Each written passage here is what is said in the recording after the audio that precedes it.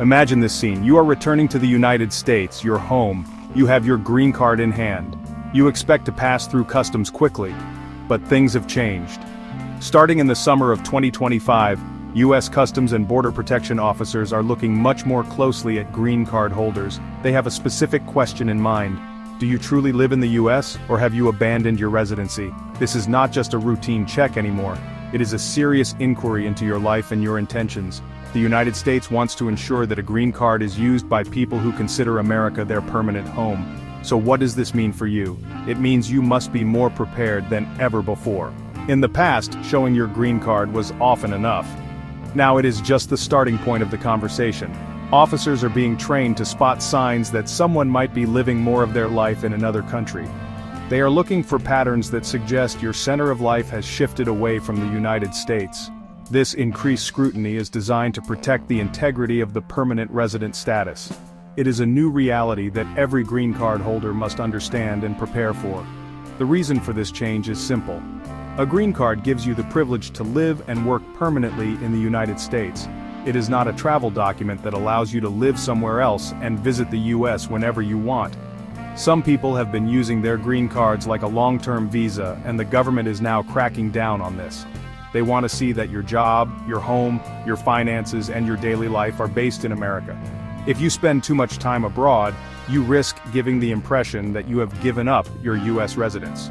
Therefore, every time you re-enter the country, you must be ready to prove that the U.S. is still your home base. It is a shift in mindset. You are not just a visitor returning, you are a resident coming home. This means having the evidence to back it up, right there with you in your carry-on bag. Being unprepared can lead to long delays, stressful questioning in a separate room, and in the worst cases, can put your green card status at risk. The question is, what would you do to prepare for this new reality at the border? The best way to handle this new scrutiny is to be organized. We are calling this your re-entry folder. This is not a fancy legal term. It is a simple physical folder that you keep in your carry-on luggage. It should contain copies of all the documents that prove your life is in the United States. Think of it as your evidence kit. When an officer asks you questions about your ties to the U.S., you will not have to rely on words alone. You can show them the proof. This simple act of preparation can make your re-entry smooth and stress-free. So, what goes into this folder? First, you need documents that show you have a place to live here. This includes a copy of your current lease agreement, your mortgage statement, or the deed to your home. You should also include a recent utility bill with your name and U.S. address on it. A gas bill, an electric bill, or even a cable bill works perfectly. Another powerful document is your current unexpired U.S. driver's license. An expired license can be a huge red flag, so make sure yours is up to date. These papers show that you maintain a physical home in this country. Next, you need to prove your financial ties to America. Your re-entry folder should have a recent U.S. bank statement. It is very important to have an active U.S. bank account and to use it regularly, even for small purchases. This shows that your financial life is centered here. If you are employed, include a recent pay stub or a letter from your U.S. employer. If you are self-employed, copies of recent invoices or 1099 forms will work. These documents prove that you are economically active in the United States, not somewhere else. Finally, add any other proof that shows your connection to the community. This could be a letter from your child's school, proof of membership in a local organization, or even car registration and insurance documents. The goal is to paint a complete picture of your life in America. Having all these documents neatly organized in a folder shows the officer that you are serious about your residency and that you came prepared. It sends a strong message that you understand the rules and have nothing to hide. Your travel patterns are now under a microscope. Border officers are paying close attention to how often you travel and how long you stay away from the U.S. If you take many trips abroad, or if you are gone for several months at a time, be prepared for questions. The officer will want to know why you were away for so long. Their concern is that you might be living a digital nomad lifestyle or have established a new home in another country. Your green card is for living in the U.S., so long absences naturally raise doubts about your commitment to residing here. Certain things will almost certainly get you pulled aside for a longer conversation. This is called secondary inspection. One of the biggest red flags is an expired U.S. driver's license.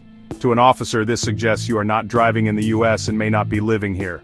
Another major red flag is not having an active U.S. bank account or credit card. If all your financial activity is happening overseas, it looks like your financial home is no longer in America. Similarly, not having a U.S. job or income source can lead to more questions. Even if you have a re-entry permit, which is designed for long trips, it is no longer a guaranteed free pass. In the past, showing this permit was often enough. Now, officers are comparing your verbal answers at the border with the reasons you gave on your original permit application. For example, if you said you needed to travel to care for a sick relative, be prepared to provide some proof of that. If your story changes, it creates suspicion. The permit helps, but it does not replace the need to prove your strong ties to the U.S.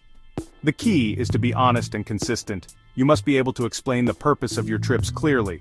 Was it for a family emergency, a specific work project, an extended vacation?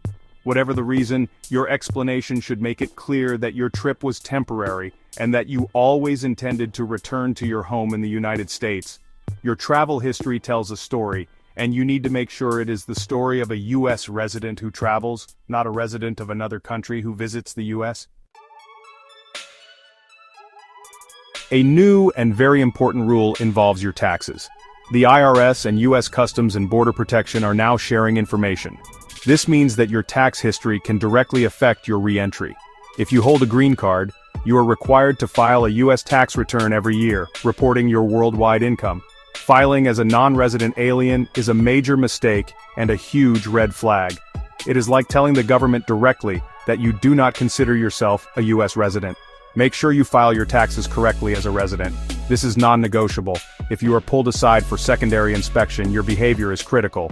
The most important thing is to remain calm and polite. Do not get defensive or angry. The officers are just doing their job. Listen carefully to their questions and answer them clearly and concisely. This is where your re-entry folder becomes your best friend. When they ask for proof, you can confidently present your documents. Never lie or invent stories. If you are unsure about a question, it is okay to ask for clarification. If things get complicated, you can politely ask to speak with a supervisor. Remember that a re-entry permit is a helpful tool, but it is not a shield. It signals your intent to return, but it does not prove it. You still need all the other documents in your re-entry folder to show your ongoing ties to the U.S. The permit is for absences between 6 months and 2 years. If you are gone for less than 6 months, you generally do not need one. But if your trip is longer, the permit is essential. Just do not rely on it alone. It is one piece of the puzzle, not the entire solution. In the end, it all comes down to one thing: preparation. The rules have become stricter, but they are not impossible to follow. Your green card is a precious thing. Protecting it means taking these new requirements seriously. By building your re-entry folder, managing your travel, filing your taxes correctly, and knowing how to conduct yourself during inspection, you are taking control of the situation. You are showing that you are a responsible permanent resident who values their place in America.